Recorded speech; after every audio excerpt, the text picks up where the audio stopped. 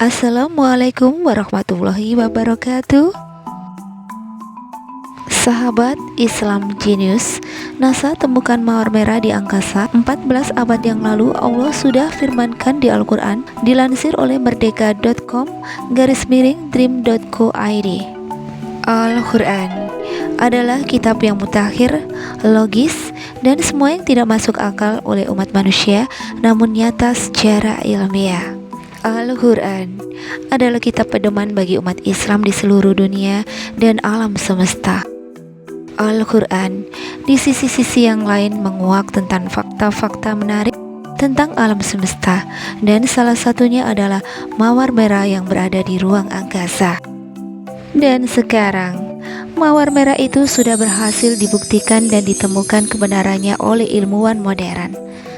Lantas, bagaimana wujud mawar merah yang dimaksud di dalam Al-Quran? Dan adakah ayat-ayat yang mendasari tentang mawar merah tersebut? NASA telah menemukan mawar merah di ruang angkasa. Ini adalah penemuan yang sekali lagi sudah tertuang dalam Al-Quran sejak 14 abad yang lalu. Hal ini tertuang dalam firman Allah Subhanahu wa Ta'ala di dalam Al-Quran. Dan Allah berfirman, "Maka apabila langit atau bintang atau tata surya telah terbelah atau meledak dan menjadi merah mawar seperti kilauan minyak, maka nikmat Tuhanmu manakah yang kamu dustakan, wahai jin dan manusia?" Al-Quran Surat Ar-Rahman ayat 37 sampai dengan 38. Dari ayat di atas membuktikan bahwa Al-Quran adalah pedoman paling mutakhir yang selalu sejalan dengan kondisi zaman. Pasalnya, 14 abad yang lalu Allah Subhanahu wa Ta'ala telah mengabarkan tentang mawar merah di angkasa. Dan Al-Quran adalah sumber hukum Islam yang keasliannya akan dijaga oleh Allah Subhanahu wa Ta'ala. Sahabat Islam Genius, lembaga antariksa NASA telah menemukan sebuah nebula yang wujudnya mirip dengan mawar merah. Nebula adalah awan antar bintang yang terdiri dari debu, gas, dan plasma. Nebula berkabut yang indah dengan berbagai warna. Salah satu nebula yang saat ini dikenal luas oleh peradaban manusia adalah mawar merah. Dan nebula ini tertangkap oleh teleskop luar angkasa NASA yang bernama Hubble. Nebula ini adalah nebula yang sangat sempurna dan kompleks dan baru berusia 1000 tahun. Nebula ini juga familiar dengan sebutan mata kucing.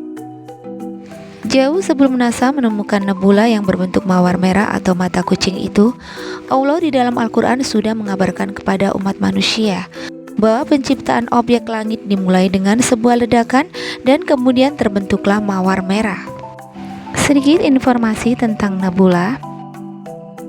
Nebula adalah apabila sebuah bintang telah habis masanya, kemudian meledak dan mati, maka sisa ledakan bintang tersebut berevolusi menjadi gumpalan gas yang disebut nebula.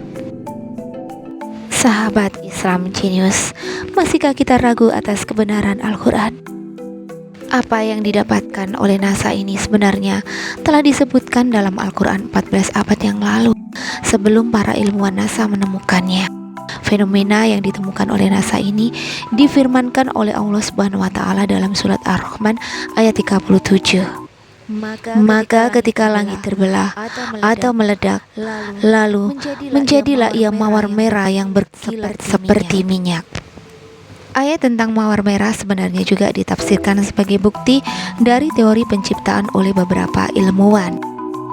Ahli astronomi Amerika bernama Edwin Hubble pada tahun 1929 menemukan fakta tentang terjadinya ledakan besar di angkasa. Teori ledakan besar atau Big Bang teori ini mengungkapkan alam semesta termasuk bumi dan isinya terbentuk dari sebuah ledakan besar. Dan mengenai penciptaan alam semesta, Allah berfirman dalam kitabnya, "Dialah yang menciptakan langit dan bumi." Al-Quran Surat Al-An'am ayat 101.